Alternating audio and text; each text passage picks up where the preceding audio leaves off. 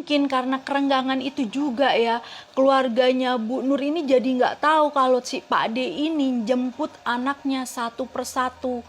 Dan yang ditahu sama orang tuanya Bu Nur, tahu-tahu ponakannya itu udah meninggal dengan keadaan yang sama kayak waktu anaknya si Bude pertama meninggal, yaitu diserang sama ular besar. Dan hal itu bikin si ayahnya Bu Nur ini makin benci dan makin mencurigai si Pak De Atmo. Dan saat anak ketiga dari Bude Atmo ini dikabarkan telah meninggal juga dengan serangan ular, si ayahnya Bu Nur ini benar-benar emosi sampai dia meminta tolong pada pihak pesantren untuk nggak ngasih Pak De Atmo atau Bude Atmo yang akan menjemput anaknya, karena kan emang anaknya tinggal satu, tinggal anak yang bungsu dan satu-satunya anak laki-laki dari Bude dan Pak De Atmo. Jadi ibu bapaknya si Bu Nur ini berusaha banget untuk ngelindungin nih anak biar enggak jadi korban lagi dan biar enggak dijemput sama orang tuanya. Dan alhasil pihak pesantren pun menyetujui permintaan dari orang tuanya Bu Nur. Dan bener aja dong, pas si Pak D dan Bude Atmo ini jemput anak terakhirnya, mereka mendapatkan penolakan dari pihak pesantren. Dan hal itu yang bikin Pak De Atmo bener-bener marah. Dia ngamuk di pesantren itu, dia marah-marahin semua orang, bahkan dia memaki-maki ustadz yang ada di pesantren itu. Dia nggak peduli harus bagaimana, harus kayak gimana, anaknya harus tetap dibawa pulang. Tapi karena kekerasan peraturan dan jawaban dari pihak pesantren, akhirnya anak terakhirnya Pak D Atmo ini nggak bisa diajak pulang. Dan hal itu bikin Pak D dan Bude Atmo ini pulang dengan tangan kosong. Dan si Pak D Atmo ini marah besar sampai beliau ini ngelabrak orang tuanya si Bu Nur. Dan saat melabrak orang tuanya Bu Nur ini, kebetulan nih banyak warga yang ngebelain orang tuanya Bu Nur. Kelihatan banget emosinya. Dan selang beberapa hari setelah si Pak De Atmo ini ngelabrak rumahnya Bu Nur, tiba-tiba warga ini dikejutkan dengan kabar bahwa si Pak De Atmo meninggal. Dan yang bikin mereka lebih kaget lagi, tubuh Pak De Atmo ini nggak utuh karena tubuhnya Pak De Atmo ini bener-bener rusak.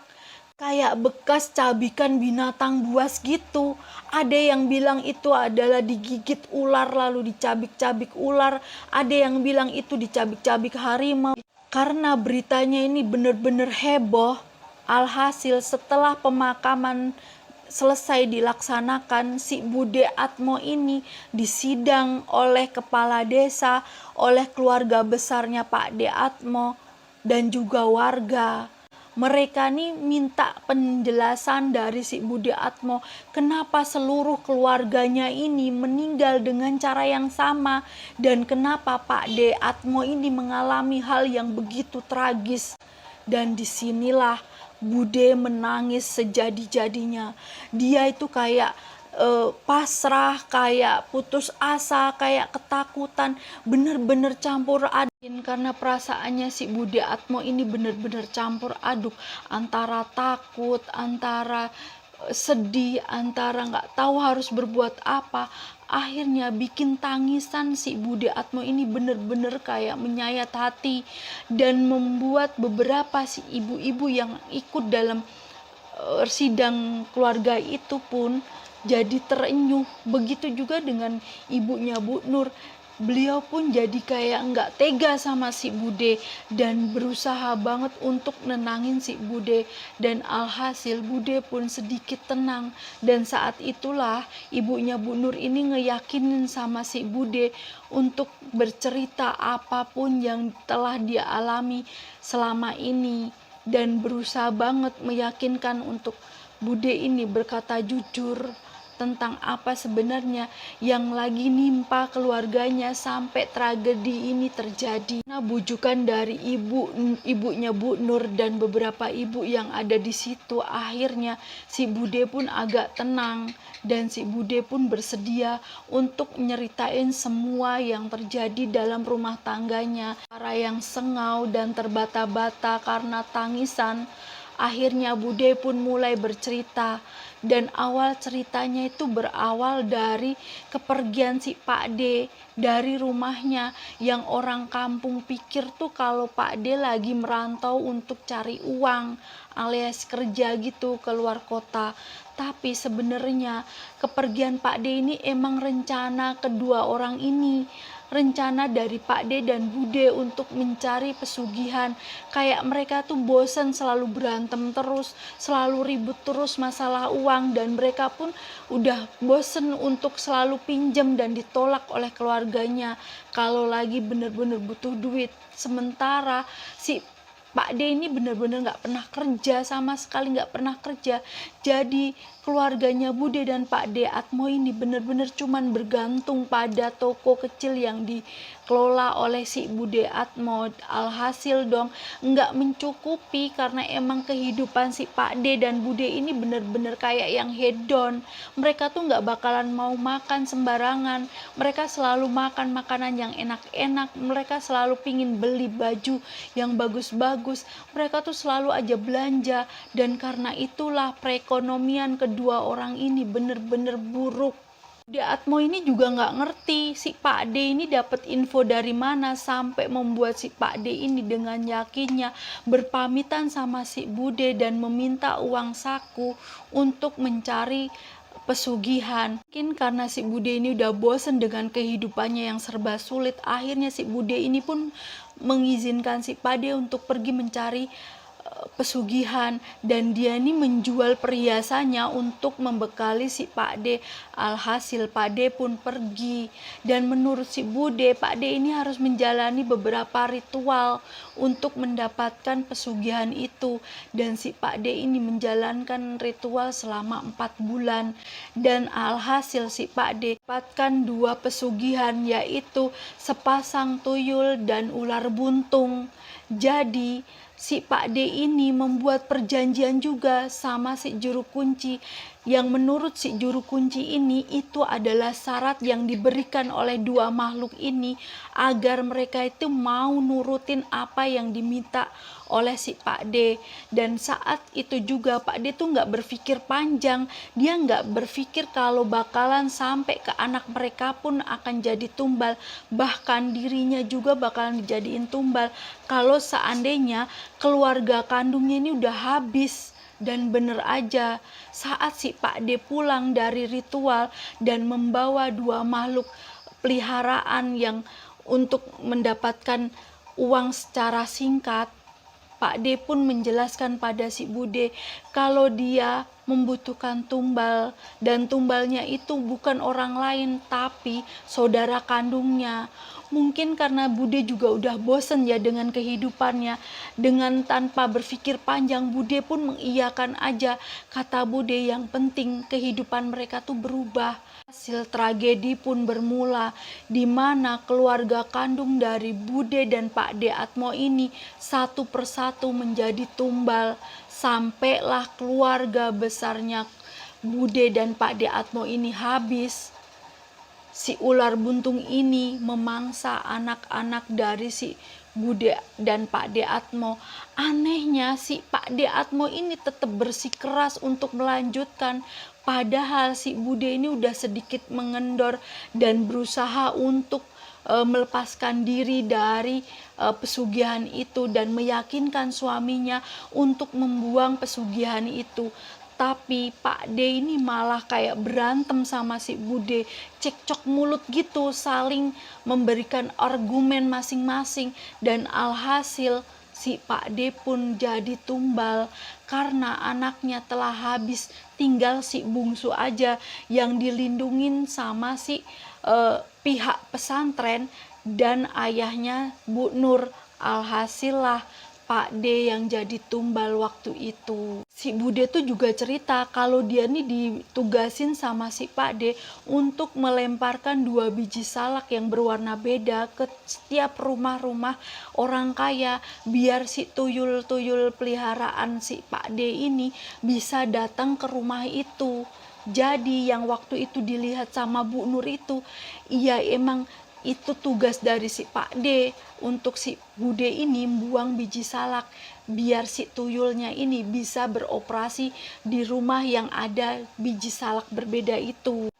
Abis cerita semua yang dia alamin nih selama ini, si Bude ini nih nangis lagi dan histeris lagi. Dia nih bener-bener ketakutan dan dia nggak mau sampai anaknya atau dirinya tuh bakalan jadi tumbal. Sementara itu warga yang sebagian lagi emosi dengan ceritanya si Bude, mereka tuh mempertanyakan apakah makhluk itu bakalan menumbalkan orang-orang warga kampung atau enggak, dan Bude pun menjelaskan bahwa ular itu enggak bakalan memangsa warga karena dalam perjanjian yang bakalan jadi tumbal itu tuh hanya saudara kandung, termasuklah si Bude Atmo ini juga dan anak-anaknya.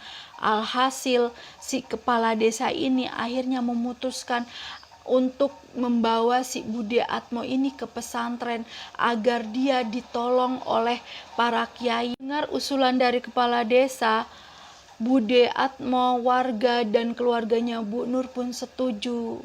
Alhasil Bude Atmo pun diantarkan ke pesantren di mana anaknya lagi mondok.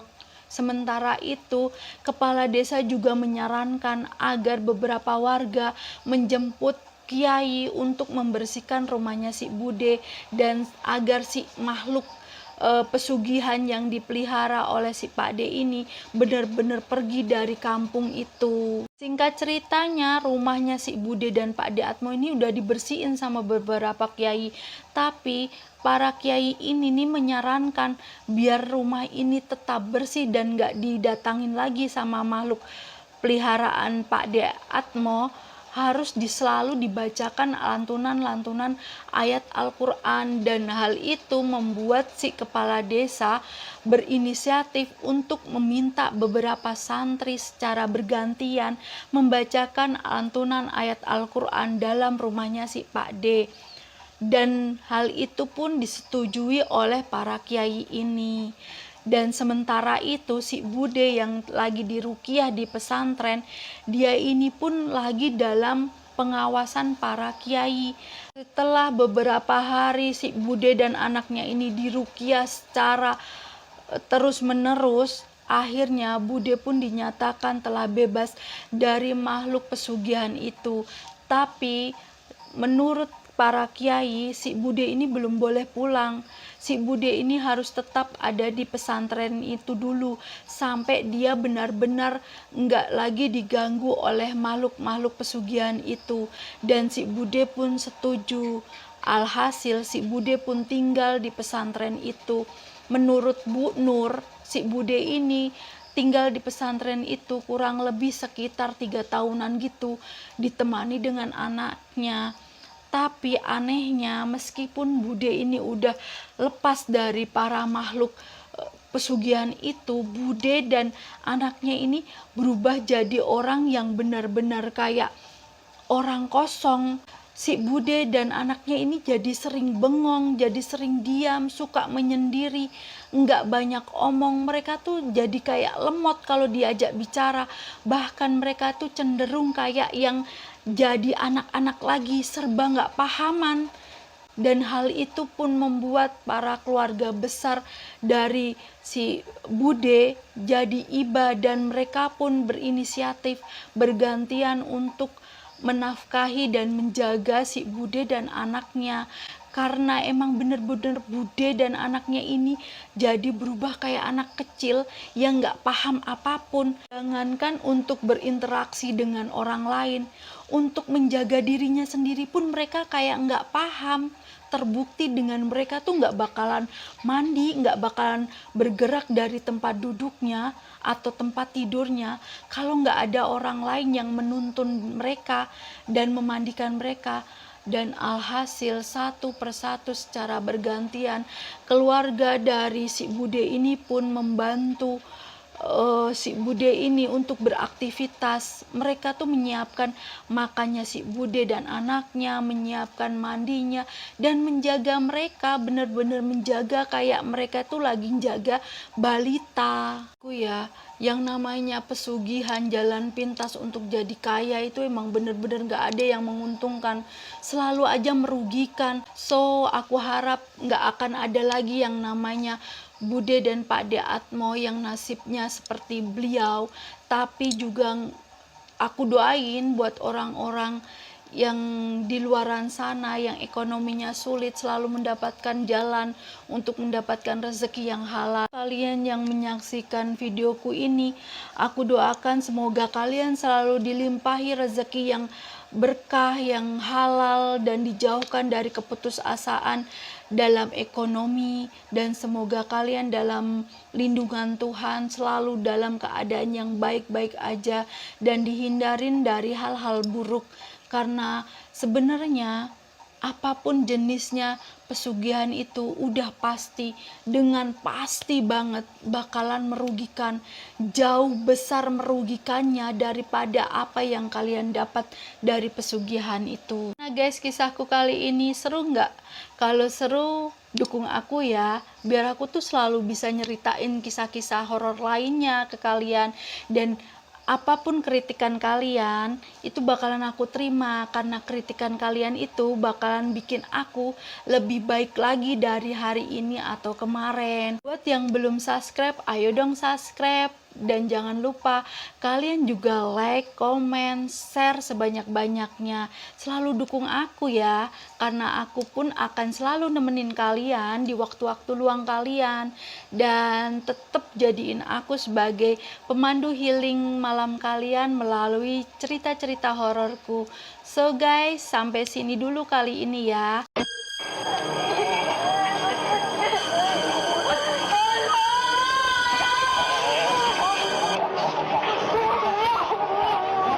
Dawn, I know you can hear me. Open up the door.